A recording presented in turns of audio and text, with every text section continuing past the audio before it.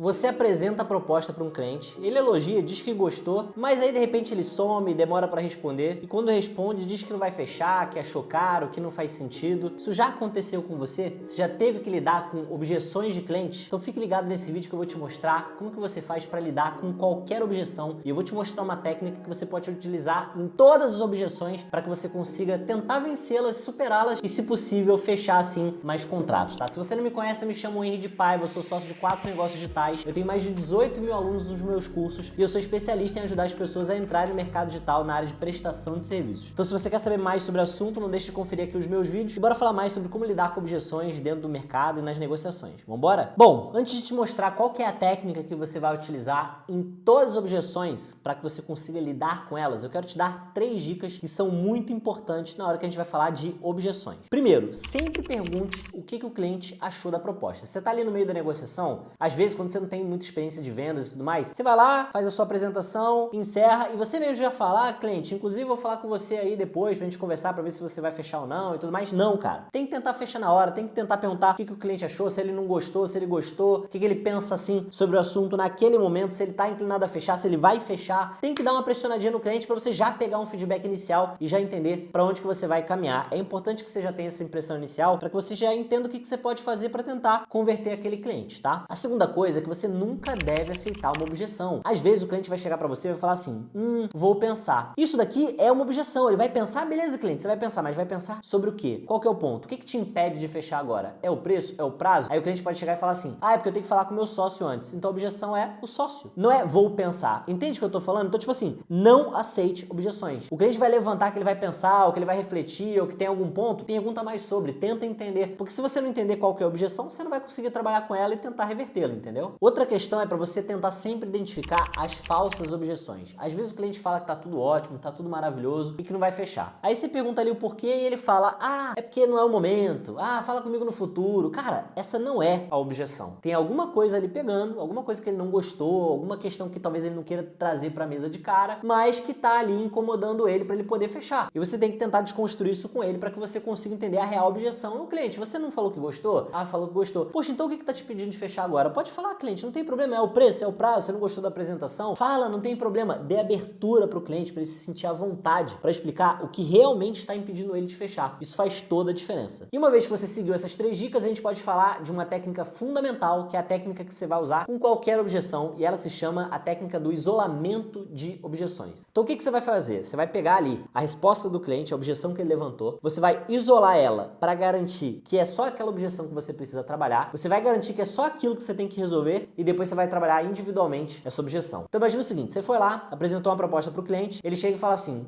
não sei se faz sentido porque achei meio caro. Às vezes ele falar que achou meio caro é realmente a única objeção, mas às vezes não é. Aí você vai pegar e vai trabalhar com a técnica do isolamento de objeções, onde você vai falar o seguinte, cliente, entendi que você achou caro, mas me diz o seguinte, se a gente tirar o fator preço da proposta e considerar todo o restante da proposta, você fecharia comigo? Ou seja, tirando essa questão do preço, ou seja, acabei de eliminar a objeção dele, que é que ele achou caro, né? Tirando isso, considerando o resto, você fecharia comigo? E aí se ele falar que não, isso significa o quê? Que ele tem mais objeções. E aí você vai tentar mapear elas. Cliente, mas por que não então? Porque eu também não gostei do prazo. Aí você vai voltar com a mesma pergunta. Então, tirando o preço e o prazo, considerando o resto da proposta, você fecharia comigo? Aí se ele falar que sim, aí o que você vai fazer?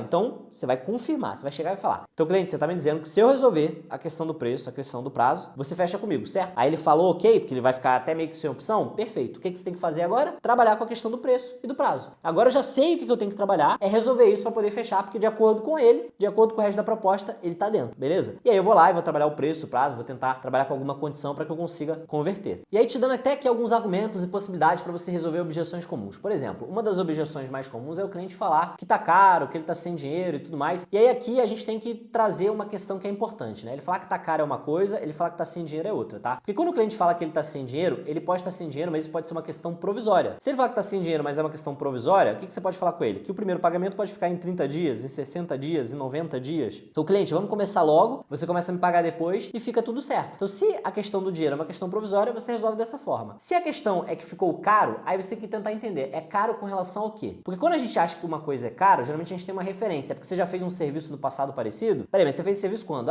Foi há 20 anos atrás. Peraí, foi há 20 anos?